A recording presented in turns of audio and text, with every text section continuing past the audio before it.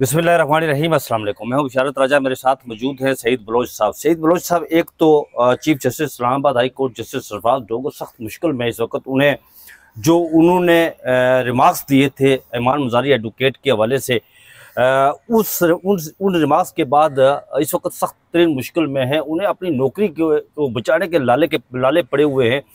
एक तो वो सियाने इसीलिए कहते हैं ना कि पहले तोलो फिर बोलो। उन्होंने तो कह दिया था, तो तोल बाद में रहे। तोल बाद में रहे। और अब जो कुछ हो रहा है, अब देखें, Lahore bar association, Balochistan bar association, Sindh bar association, Karachi, Peshawar, ये तमाम बार एसोसिएशन ने बड़ी सख्त तरीन जो है वो अल्फाज में प्रेस रिलीज जारी की है और मजम्मत की है इस हवाले से। और अब जो ईमान मुजारी उनके साथ करने जा रही है वो बड़ा अहम नुक्ता है, बड़ा अहम मुद्दा है। इस पर नाज़रीन आपके सामने बात करेंगे। और उसके साथ फील्ड मार्शल सैयद आसफ मुनीर साहब ने तंबीह की है। उन्होंने दो टोक पैगाम दिया है। वो दो टोक पैगाम किसके लिए है वो भी आपके सामने रखेंगे। और शहबाज राणा साहब जो सीनियर साफ़ी हैं, इकॉनमी करते हैं, यार उनके साथ कोई अजीब व गरीब किस्म का मामला हुआ है। वो मामला क्या है इस पर बात करेंगे। लेकिन सबसे पहले हम आपके सामने रखते हैं इस्लामाबाद हाई कोर्ट के जो चीफ जस्टिस है जस्टिस सरफराज डोगर। नाज़रीन, आप जानते हैं कि 3 रोज़ कबल ईमान मुजारी एडवोकेट एक वकील की हैसियत से उनकी अदालत के सामने पेश हुई थी। और केस था मारंग बलोच का। उनका नाम ECL में डाला गया था। वो उनके सामने पेश हुई, दलाइल दे रही थी। तो ईमान मुजारी एडवोकेट को chief justice Islamabad high court ने मुखातब करते हुए कहा था, सईद बलोच साहब, उनके खामद को, उनके शोहर को कहा था कि हादी साहब आप इन्हें समझाएं। मैंने पकड़ लिया ना, किसी दिन मैंने पकड़ लिया ना आगे। फिर दूसरे दिन उन्होंने खुली अदालत में इसकी वजाहत की कि बच्ची, अब एक प्रोफेशनल अदालत, ये बड़ा अजीब व गरीब किस्म का मामला है ना। एक प्रोफेशनल अदालत है, उसके सामने एक प्रोफेशनल वकील जाता है, तो बच्ची वाला मामला कहाँ से बीच में आ गया। बहुत शुक्रिया बशारत राजा साहब। पहली बात तो ये है कि डोगर साहब से ये सवाल करना चाहिए था कि आपकी बेटी अगर घर में कोई आपके साथ उनकी कोई नोक झोंक हो, या बच्चे जैसे वालिदैन के साथ कोई जिद करते हैं या किसी बात पे वो अड़ जाते हैं, या कोई ऐसा काम करना चाहते हैं जो आपको पसंद ना हो, आपकी ज़ात या आपकी सोच के मुताबिक ना हो, तो क्या आप बेटी को भी इसी तरह कहते हैं कि किसी दिन मैंने पकड़ लिया ना तो फिर मैं हिसाब बराबर कर लूंगा है, या मैं तौहीन अदालत की कार्रवाई कर दूंगा। आप बच्चों को इसी तरह बिहेव करते हैं। आपने कहा ना मेरी बच्ची है जी, तो बताएं नजर आप किस तरह करते हैं। दूसरी बात यह है कि ईमान मुजारी ने गुज़श्ता रोज जब उनकी ये वजाहत आई, वो वजाहत भी क्या थी, वो भी उज़्र गुना बदतर अज़ गुना। बिल्कुल ऐसा ही। जो आपने बात कही, अगर आपने उस पर कोई वजाहत या माजरत करनी थी तो आप उस पर यकतरफा तौर पर चले जाते, कहें जी जो बात हुई है वो मैं उस तनाजुर में नहीं करना चाहता था, लेकिन फिर भी जिसने जो उसको जैसे समझा, मैं फिर भी उसके ऊपर जो है ना वो उस पर अपनी नदामत का इजहार करता हूँ, या ये बात नहीं होनी चाहिए थी, या इस कंटेक्स्ट में ये बात चली गई, तो ये इसके ऊपर जो है ना वो आप मामलात को ज़्यादा आगे ना लेकर जाएं। लेकिन उन्होंने जो वजाहत की वो उनके उस बयान से ज़्यादा ख़तरनाक थी। और उसमें देखें कि अब मेरे ख्याल में तो डोगर साहब काफ़ी मुश्किल में फंसते दिखाई दे। मामला किसी और रुख की तरफ जा रहा है। देखिए उसमें एक बड़ा अहम जो मामला इसमें हमें नज़र आ रहा है ना, वो ये है कि बज़ाहिर यूँ लगता है कि ईमान मुजारी डोगर साहब के ऊपर हरासमेंट का केस करने लगे। CCTV फुटेज के लिए दरख्वास्त दायर कर दी उन्होंने। CCTV फुटेज के लिए उन्होंने registrar supreme Islamabad high court को खत लिखा है और उनको कहा है कि उस CCTV फुटेज को महफूज बनाएं, और जो मतलूबा CCTV फुटेज या जितना भी उस अदालत में जो कार्रवाई हुई उसका वो पूरा क्लिप भी अगर वो निकलवाएं, तो मुझे यही लगता है कि अगर वो क्लिप निकलवा रही हैं उसकी 2 वजूहात हो सकती हैं। पहली वजह तो यह है कि वो इस CCTV फुटेज को यूज़ करेंगी हरासमेंट का मुकदमा करने के लिए, जो वफाकी मुतसिब बराए इंसदाद हरासियत है उसमें दरख्वास्त दायर करने के लिए। और वो जो वफाकी मुतसिब है वो भी देखें तो बताया जाता है कि इस्लामाबाद हाई कोर्ट के थोड़ा पीछे चले जाए ना, इलेक्शन कमीशन वाली साइड पे, तो वहाँ पीछे जहाँ पे पहले वजारत मौसमियाती तब्दीली का दफ्तर हुआ करता था, मेरे ख्याल में वहाँ पर अभी भी इसका ऊपर ऑफिस है जी। जब कशमाला तारिक थी तब तो मेरे पास वो भीड़ थी, तो मैं वहाँ जाता था, तो उस वक्त तो 2nd या 3rd फ्लोर पर था। बहरहाल एक तो यह है कि इसको वो यूज करना चाहती हैं कि मेरे साथ इन्होंने जो दफ्तरी औकात हैं और दफ्तरी मकामात है वहाँ पर मेरे साथ किया था इस हवाले से ना। जी ट्वीट भी किया था। तो आप देखें कि एक तो वो हरासमेंट का केस करने लगी हैं मुमकिन तौर पे। अब उसमें जो चीज़ वो चाहती हैं वो CCTV फुटेज से वो जुमला निकालना चाहती हैं जो उन्होंने इनको पकड़ने के हवाले से वो धमकी दी कि किसी दिन मैंने पकड़ लिया ना। अब वो पकड़ना जो है वो भी एक बड़ी अजीब बात है। क्या ये उनको फिजिकली बड़ा मनीखेज जुमला है यार। जी क्या इनको फिजिकली ये थ्रेट कर रहे हैं? या लीगल तरीके से भी अगर आपने करना था तो आप एक सिंपल तरीका कहते कि आप अदालती माहौल और अदालती डेकोरम का ख्याल रखें, वरना आपके खिलाफ तौहीन अदालत की कार्रवाई हो सकती है। किसी को ये कहना मैंने किसी दिन पकड़ लिया ना, तो ये एक तरह से बड़ा मशकूक किस्म का ये जुमला बन जाता है। इस जज की कुर्सी पर, इंसाफ की कुर्सी पर बैठकर इस तरह का जुमला अदा करना महज़ब दुनिया में इस तरह नहीं होता। बिल्कुल बात है, ये जो कर रहे हैं। और असल में इनको आदत पड़ी हुई है लाहौर हाई कोर्ट की। अब लाहौर हाई कोर्ट में आपको पता है वहां पर चीजों को दबाना, वो आपको याद है चंद महीने पहले नेस्ले का एक साबिक मुलाजिम था, 5 साल से इंसाफ का मतलाशी था, केस ही समाअत के लिए मुकर्रर नहीं हो रहा था हाई कोर्ट में। बाद में एक दिन उसने पेट्रोल छिड़क के खुद को आग लगा ली, बंदा मर गया। अगले दिन chief justice Lahore high court Aalia Neelum साहिबा की अदालत लगी, तो उन्होंने पूछा कि ये बंदा अदालत के अंदर पेट्रोल कैसे लेके आया। बंदा मर गया, कोई फिक्र नहीं है, पेट्रोल अंदर कैसे आया ये उनके लिए ज्यादा कंसर्निंग था। और फिर उसके ऊपर सिक्योरिटी सख्त कर दी गई। तो ये जो जजेस है ना, ये 3-4 तबके ऐसे हैं बशारत राजा साहब जो इंतहाई शफ़ाक होते हैं। एक वकील का, दूसरा जज का, क्योंकि जज भी वकील ही बनते हैं, तीसरा ये डॉक्टरों और नर्सों वाला स्टाफ जो होता है मेडिकल का, और चौथा आपका पुलिस वाला। इनको इनके आगे बंदा मरना या किसी का जो है ना वो चले जाना, वो इनके लिए कोई मायने नहीं रखता। वो मुन्ना भाई डॉक्टर है, वो नर्स वो गलत टीका लगा दे, बच्चे मर जाते हैं। एमबीबीएस में बंदा मरने वाला हो, मर रहा हो, अस्पताल में लेकर जाए उसे इमरजेंसी, वो कहता है पहले फॉर्म भरे जी। हाँ, वो मुन्ना भाई एमबीबीएस में वो कहता है कि वो पहले फॉर्म भरे। वो मर रहा था बेचारा, तो फिर संजय दत्त कहता है यार डॉक्टर को पकड़कर वो बंदा मरे ले रहा है और तू कह रहा है कि फॉर्म भरे ले रहा है। तो ये देखें इनके ये बड़ा शफाक किस्म के शोबाजात हैं, तो इसलिए इनके लिए किसी को यूं कह देना, किसी के हक मार लेना। अब यहाँ देखे ना, ये जो सुप्रीम कोर्ट है, झूठ जो बोला जा रहा है यार, झूठ का मैं उस साइड पे भी आता हूँ। 2 पहलू है। एक पहलू तो ये हो गया कि उनके खिलाफ वो हरेसमेंट का मुकदमा करना चाहती हैं। दूसरा जो मुकदमा है ना, वो है सुप्रीम जुडिशल काउंसिल के साथ कार्रवाई वाला। अब सुप्रीम जुडिशल काउंसिल में कार्रवाई के लिए जो रूल्स हैं या जो उनका कोड ऑफ कंडक्ट है, बज़ाहिर उसके खिलाफ भी यहाँ पर केस करने का कोई इम्कान हमें दिखाई देता है। उसकी वजह यह है कि अगर डोगर साहब ने जैसे कल कहा कि मैंने तो ये बात कही नहीं थी, तो ये अगर सीसीटीवी फुटेज आती है और उसके अंदर ये जुमला निकल आता है, तो जो वजाहत इन्होंने कल किया इसका मतलब है इन्होंने गलत बयानी की है। तो ये मिसकंडक्ट का भी केस बज़ाहिर बना रहे हैं इधर सुप्रीम जुडिशल काउंसिल के लिए।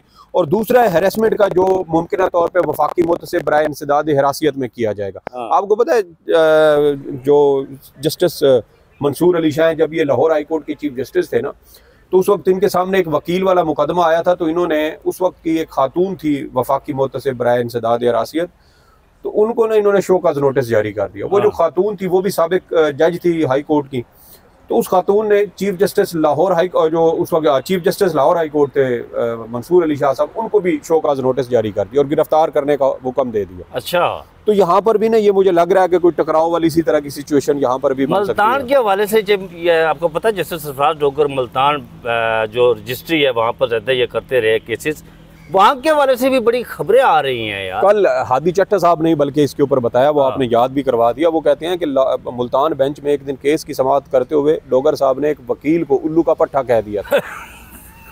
तो ये मैं वही कह रहा हूँ कि ये जो लाहौर हाई कोर्ट से आने वाले जज हैं ना, इनमें बहुत कम ऐसे होते हैं जो अपने आइन और कानून का जो दायरा होता है उसके अंदर रहते हैं।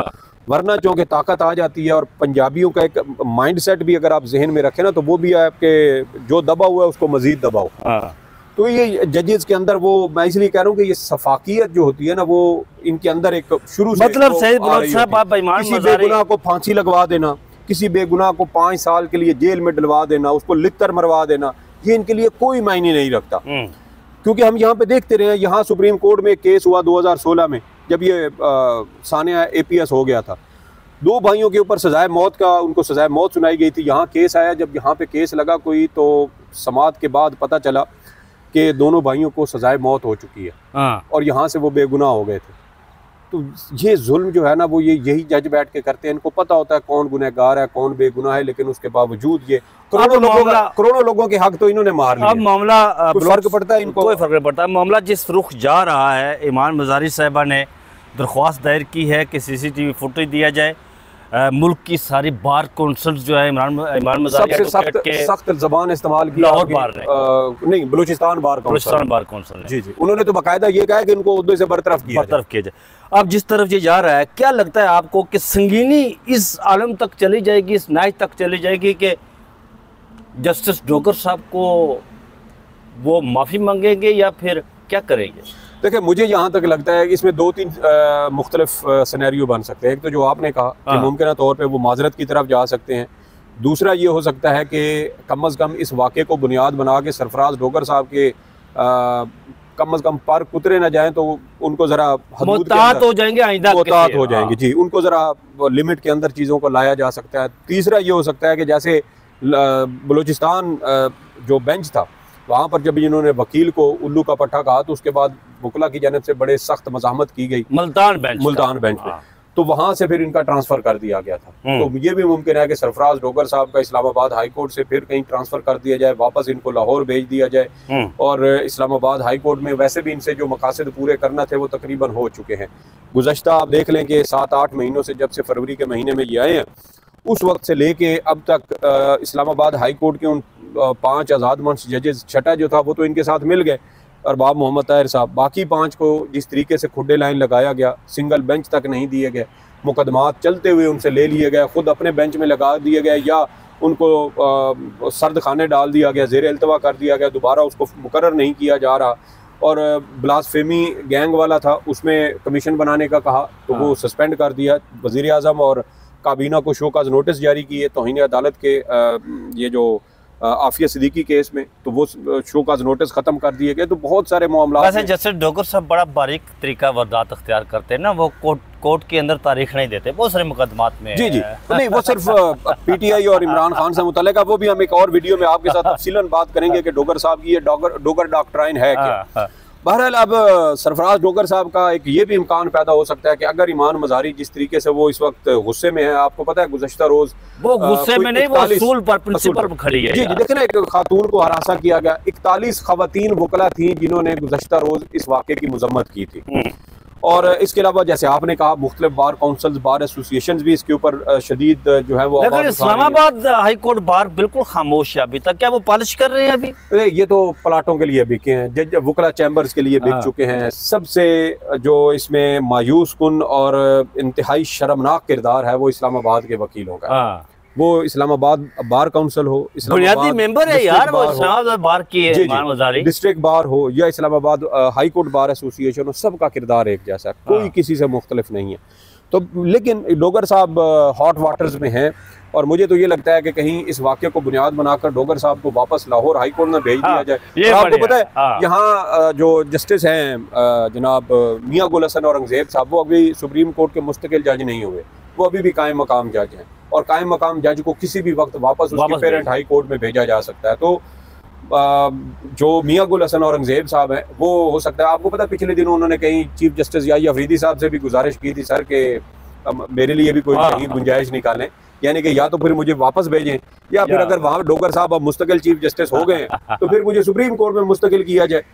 तो अब डोगर साहब दोबारा हॉट वाटर्स में है, ये भी मुमकिन है कि मियां गुल हसन साहब को वापस भेजा जाए और डोगर साहब को कहा जाए यार सब्र का फल मीठा होता है। सब्र का फल मीठा भी होता है। देखिए मैं जैसे कह रहा था कि जो अल्लाह गलतियां करवाता है ना, गलतियां करवाता है, यही बात है। इनकी अक्लों पे पर्दे पड़े हुए हैं।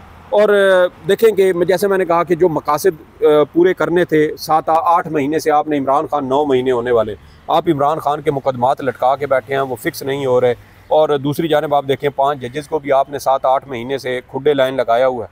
तो यही चीज़ें होती थी, शायद वो चीज़ें जो डोगर साहब से हासिल करने की कोशिश की गई थी वो मकासद हासिल कर लिए, तो बाकी फिर आगे 27वीं तरमीम में वैसे ही हमारी एस्टेब्लिशमेंट जो चीज़ें लेके आ रही है उसमें और सही। बलोच साहब आगे बढ़ते हैं। फील्ड मार्शल सैयद आसम मुनीर साहब ने कसूर और जलालपुर पीरवाला के सैलाब जो आया हुआ है मुतासर इलाकों का दौरा किया है। ये ISPR की तरफ से प्रेस रिलीज भी आई है और मुख्तलिफ वेबसाइट्स ने इसे स्टोरी भी दी है। उन्होंने कहा कि रियासत हर साल कीमती जानवर अमलाक के नुकसान की मुतम्मल नहीं हो सकती, अच्छा तर्ज हुक्मरानी आम है। ये तर्ज हुक्मरानी किसे कहा जा रहा है? देखें फील्ड मार्शल साहब अगर कसूर और जलालपुर पीरवाला मुल्तान गए हैं तो वो डोगर साहब वो ना तो वज़ीर आला सिंध को पैगाम दे रहे हैं और ना वो वज़ीर आला खैबर पख्तूनख्वा या वज़ीर आला बलूचिस्तान को दे रहे हैं। वो पंजाब में गए हैं तो इसका मतलब ये है कि वो पंजाब नौटंकियां नहीं चलेंगी, नौटंकियां नहीं चलेंगी। और कुछ दिन दो दिन पहले ये खबर दी थी अकबर बाजवा ने लाहौर से, हमारे साफ़ी दोस्त जी, उन्होंने ये कहा था कि एक जगह पर ये डिस्कस हुआ, मरियम नवाज जो हर जगह पे अपना थोबड़ा लगा रही थी ना, वो कहीं डिस्कस हुआ और वहाँ ताकतवर हलकों ने इस पर नागवारी का इजहार किया कि आप ओवर, वो क्या कहते हैं, कर रही हैं, ओवर जो है ना वो आप जा रही हैं, बहुत एफिशिएंसी दिखा रही हैं। एफिशिएंसी तो है ही नहीं ना सर, एफिशिएंसी होती तो फिर तो बहुत सारी चीजें बेहतर हो जाती। एफिशिएंसी तो दिखाई नहीं जा रही। क्या कह सकते हैं आप के अपनी नोटंकी कह ले, अपनी जो है ना वो हर जगह पे अपना मुंह लगा रही हैं, अपनी छाप लगा रही हैं, तो ये आप एक हद से बढ़ रही हैं, क्रॉस कर रही हैं, तो ये आप इसको जरा बेहतर करें। फिर आपको याद होगा उसके अगले रोज जो सैलाब मुतासरीन का सामान दिया जा रहा था, जिसमें वो बिरयानी के शायद डब्बे भी थे, उसके ऊपर वो तस्वीरें नहीं लगी हुई थी, तो लोगों ने हैरानी का इजहार किया था कि ये चमत्कार कैसे हुआ है कि ये इमदादी सामान जा रहा हो और उसके ऊपर मरियम नवाज की तस्वीर ना लगी हो। तो वो फिर चीज़ें यही थी कि शायद वहाँ से पैगाम दिया गया, लेकिन उसके 1-2 रोज़ के बाद वो फिर तस्वीरें छपना शुरू हो गई। तो अब वो शायद कह रहे हैं कि आपने बहुत हो गया, हाँ बहुत हो गया है, आपका तर्ज हुक्मरानी मुनासिब नहीं है। और देखिए इस वक्त जो सिचुएशन सैलाब में तो उसकी मसनूई जो उसने एक खड़ा किया हुआ था वो तो सैलाब बुर्द हो गया ना, देखिए वो तर्ज हुक्मरानी की कली खुल गई। देखिए शरीफ सारे इसी तरह थे, पूरा शरीफ खानदान इसी तरह है, सिर्फ अपने कारोबार इनके ठीक चल रहे हैं, बाकी हर चीज़ खसारे में है, मुल्क खसारे में है। जिस मुल्क में आप बाहर से डॉलर लेके कर्ज लेके मुल्क के अंदर मेट्रो बनाएंगे और वहाँ पर अपनी मईशत को बेहतर करने के लिए जो आपकी प्रोडक्टिव इकॉनमी है, जो पैदावार जो है वो उससे जनरेट हो और वो आप एक्सपोर्ट करें और आपके मुल्क में ज़र मुबादला है, आपने जब उस साइड पे जाना नहीं है, आपने बाहर से कर्ज लेना है, घर के अंदर आप एक नया डिनर सेट लेके आ जाएं, घर के अंदर एक नई मोटरसाइकिल लेके आ जाएं, बाहर से कर्ज लें और नया मोबाइल फ़ोन ले लें, नया कंप्यूटर लेके रख लें, तो इससे नहीं होता। अगर आपने कारोबार नहीं करना, आपने अपना कोई रोजगार नहीं बनाना, तो कर्ज लेके आप ये करते रहेंगे, फिर कर्ज लेंगे तो दूसरा पिछला कर्ज चुकाएंगे, फिर आगे मजीद कर्ज लेके उससे पिछले वाला चुकाएंगे, तो ये सिलसिला पाकिस्तान का यही चल रहा है। तो शरीफ खानदान का आप देखें, इनके चाचा साहब जो है वो बड़े मशहूर थे, दुनिया के बेहतरीन एडमिनिस्ट्रेटर। वो जब जहाँ पे आए तो पता चला कि कितने बेहतरीन एडमिनिस्ट्रेटर हैं, क्योंकि पहले वफाक में अपनी हुकूमत होती थी, पंजाब में अपनी हुकूमत होती थी, तो वफाक वाले पंजाब का जो है ना वो पर्दा रख लेते थे। तो अब जब वफाक में आ गए हैं शहबाज शरीफ साहब, और पंजाब में आप देख ले, हालांकि हुकूमत उनकी भांजी की है, भतीजी की, लेकिन भतीजी की हालत यह है कि उनका IQ लेवल इंतहाई लो है। जिस खातून का ये कहना हो कि एक सर्वे में इमरान खान की 60% मकबूलियत है और उसमें शरीफ खानदान उनसे आधी मकबूलियत पे है, 30-36% पे, तो उसका कैसे आप कंपैरिजन कर सकते हैं इस बात के साथ कि जी वो, चूँकि शरीफ खानदान के 3 लोग हैं, तो उन तीनों लोगों की पॉपुलैरिटी आप 36 जमा 38 जमा 36 जमा करें तो ये 110% बनती है, जो इमरान खान से तकरीबन दुगनी है। जो इस माइंडसेट की खातून हो कि उसको ये भी नहीं पता हो कि आपने पॉपुलैरिटी जो है वो उसका तकाबली जायजा आप कैसे, तारीख में से फिक्शन पढ़ती है वो खातून, इसकी बात ना करें तो ना उनके पास कोई काबिलियत है। आज से 4 साल पहले जब 2020 में हुए थे, 5 साल पहले ये जो आपके आज़ाद कश्मीर वाले इलेक्शन थे 2020 में हुए थे कोरोना के दौरान, जी, तो उस वक्त आमिर मतीन साहब ने ना एक मुकालमा किया था मुस्लिम लीग नून की क्या नाम है, हिना परवेज़ भट्ट साहिबा के साथ। 5 साल पहले आमिर मतीन साहब ने उनको कहा था कि खुदारा मरियम नवाज की जो एक सियासी इमेज बिल्डिंग है ना, वो एक पॉलिटिकल मॉडल के तौर पे ना करें, एक सियासी रहनुमा के तौर पर करें। आप उनकी मुख्तलिफ जावियों से तस्वीरें बनाते हैं, उनको फ़ोटोशॉप करते हैं, उनकी ग्लोइंग स्किन दिखाते हैं, उनके कपड़े दिखाते हैं, उनके चलते हुए उनकी चाल डाल दिखाते हैं जैसे वो कोई पॉलिटिकल मॉडल हो, कहीं वो कैट वॉक कर रही हैं, और आप उनको सोशल मीडिया पे आप शेयर करके कहते हैं कि आप उनका बयानिया बना रही हैं। ये बयानिया नहीं बना रहे, कल को आपको इसका नुकसान होगा, और वही हो रहा है। आज 5 साल बाद आप देख लें, वो पॉलिटिकल मॉडल बन चुकी हैं और उसी तरीके से टिकटॉक बन रही हैं, उसी तरीके से वो ड्रामेबाजी और नौटंकियाँ हो रही हैं। सब दी माँ आ गई है, वो सब की माँ के साथ फिर पिछले दिनों चाचा ने जो कुछ किया था, वो बेचारा 3-4 दिन थाने पड़ा रहा। अच्छा, जब आप सियासी रहनुमा की बजाय इस तरह नौटंकियों में जाएंगे ना, तो फिर वही होता है जो आज फील्ड मार्शल साहब ने इनको कहा है कि भाई ये अब तो देखे ना, सैलाब आने हर साल, ये आपका जो सैलाब का दौरानिया भी और ये जो मॉनसून है, ये सीज़न आगे आके आपकी ये शिद्दत ज़्यादा इख्तियार करेंगे मौसमियाती तब्दीलियों की वजह से। तो ये यूँ समझे कि अब ये हर साल सैलाब आने हैं, तो वो बिल्कुल ठीक कह रहे हैं कि हर साल के हम ये खमियाजा इसका भुगत सकते हैं। फिर आपने पूरी, अब तो कल मैंने किसी का ट्वीट देखा था, उन्होंने कहा जी पूरी 100% जलालपुर पीर वाला पूरी तहसील डूब चुकी है, इंसानी अलमिया जन्म ले चुका है इस वक्त जो सैलाब, और ये सिर्फ जो है वो छाप लगा के एक केला एक साथ सेब दे देते हैं, साथ एक रोटी दे देते हैं और उसके ऊपर मरियम की तस्वीर शर्म आनी चाहिए इन मामलात इस तरह लोगों की तस्दीक कर रहे हैं। और जो कुछ ये कर रहे हैं, ये इंतहाई तस्दीक कर रहे हैं लोगों की, और ये मरियम नवाज के लिए बिलखुसूस और मौजूदा पिंडी से नून लीग को ये पैगाम देना ये कोई मामूली बात नहीं है, बहुत बड़ा पैगाम है, मैसेज है ये उनके लिए। आपको पता है पहले भी 5-6 खबरें लगी थी इनके खिलाफ। अच्छा, आगे बढ़ते हैं। सईद बलोच साहब, ये शहबाज राणा साहब ने स्टोरी जो दुरुस्त की थी, ये फर्द जुर्म आयद होना, ये क्या हुक्मरान क्या चाह रहे हैं कि हमारे खिलाफ कोई सच ना लिखे? ये खबर बशारत राजा साहब, जो हमने कुछ सहाफ़ी दोस्तों से जो वो ट्रायल कोर्ट वगैरह कवर करते हैं उनसे जब पूछा तो उनका ये कहना है कि अप्रैल 2024 में कोई खबर इन्होंने लगाई थी कि वज़ीर आज़म शहबाज शरीफ ने FBR के कुछ करप्ट अफसरान को ओहदों से हटाया है और कुछ को इनामात भी दिए हैं, जो काबिल थी उनको इनामात भी दिए गए। उन कोई 25 के करीब अफसरान में से ना, तो ये सर ये दुरुस्त अदाद-ओ-शुमार पर खबर थी ना? अदाद-ओ-शुमार इनके दुरुस्त थे, लेकिन उन जो बरतरफ होने वाले थे ना, उनमें से एक खातून ने जाके कहीं इनके खिलाफ मुकदमा कर दिया, दरख्वास्त दे दी अदालत में कि इनकी खबर की वजह से मेरी तज़हीक हुई है, मेरी इज़्ज़त नफ्स मजरूह हुई है और मेरे खिलाफ ये प्रोपेगेंडा किया गया है और मेरे लिए मेरी साख को नुकसान पहुँचाया गया। तो शहबाज राणा साहब भी इसको रूटीन की कार्रवाई लेके चलते रहे यार, वो बड़े धीमे मिजाज के, तो वो किसी कंट्रोवर्सी में शायद पढ़ना नहीं चाहते थे। वो इस माइंडसेट के साथ आहिस्ता आहिस्ता चलते रहे, मामलात आगे बढ़ते रहे। कुछ दिन पहले उनको एक अदालत में एक फार्म दिया गया जिस पे दस्तखत कर दें, इन्होंने शायद उसको भी गौर से नहीं पढ़ा, या पढ़ा है तो इन्होंने कहा कि चलें जी कोई बात नहीं है, चीज़ें ठीक हो जाएंगी। अब वो जो वो फार्म था उसके ऊपर वो फर्द जुर्म जो है ना वो आयद करने वाला था, तो इन्होंने उसके ऊपर दस्तखत कर दिए। अब जब ये फर्द जुर्म आयद हो गई तो वहां से फिर मामला उठा के भाई ये तो गड़बड़ हो रही है आगे। वो फिर अब ज़राए से जो हमें वो पता चला है, वो ये कह रहे हैं जी कि उस खातून के साथ दोबारा बातचीत की है। उन्होंने ये, उनका गिला शिकवा ये है जी कि मेरा इन्होंने मौक़िफ़ नहीं लिया और मेरा मौक़िफ़ लिए बगैर इन्होंने खबर लगाई है। तो उस पर जो सीनियर सहाफ़ी हज़रात है उन्होंने कहा आपका मौक़िफ़ लग जाएगा, लेकिन ये जो कार्रवाई आप कर रही हैं बराए मेहरबानी आप इसको ख़त्म करें, ये वापस ले लें, अंडू कर लें, और आप जो कहेंगी जिस तरीके से आपका मौक़िफ़ होगा वो हम खबर में छाप देंगे, इसमें तो कोई दो राय नहीं है। तो अब देखें कि कोशिश तो यही है कि मामला आउट ऑफ द कोर्ट कहीं सेटलमेंट हो जाए, क्योंकि इसमें मेरे ख्याल में सिर्फ क्या कहना चाहिए कि कुछ मिसअंडरस्टैंडिंग है। जी, चीज़ों को शायद समझने में कुछ गलती हुई है, तो वो उम्मीद करते हैं कि बात दुरुस्त आपकी कि वो आउट ऑफ कोर्ट अदालत से बाहर मामला तय हो जाते हैं। वैसे भी मंसूर अली शाह साहब ADR और इन चीज़ों के ऊपर बहुत ज़्यादा जोर दे रहे हैं। बात दुरुस्त आपकी, और इंशाअल्लाह अगले व्लॉग में बहुत आम खबरों के साथ मैं और सईद बलोच साहब दोबारा हाज़िर होंगे। तब तक मुझे और सईद बलोच साहब को इजाज़त दीजिए, अपना बहुत सारा ख्याल रखिएगा। अल्लाह हाफिज़।